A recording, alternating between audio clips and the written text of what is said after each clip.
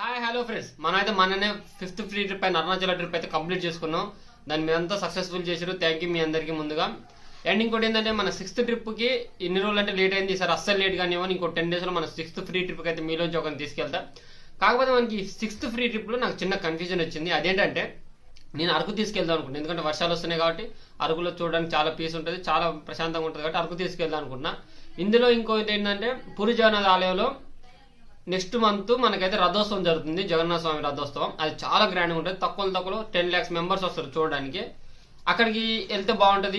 మీలో ఒకరికి ఆ ఎక్స్పీరియన్స్ ఇప్పిస్తే బాగుంటుంది అనిపిస్తుంది. సో మీరే నాకు ఒక కామెంట్లో చెప్పండి. ఇవాళ నుంచి కరెక్ట్ 3 days టైం ఉంది మీ అందరికి.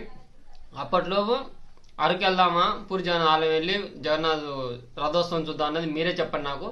మీరు కామెంట్లో ఏది మేజర్ వస్తే అక్కడికే తీసుకెళ్తా. Okay, thank you. మర్చిపోకుండా మీరు అందరు కామెంట్ చేస్తారు అనుకుంటున్నా. అండ్ ఒకసారి నా ప్రొఫైల్ చెక్ చేయండి.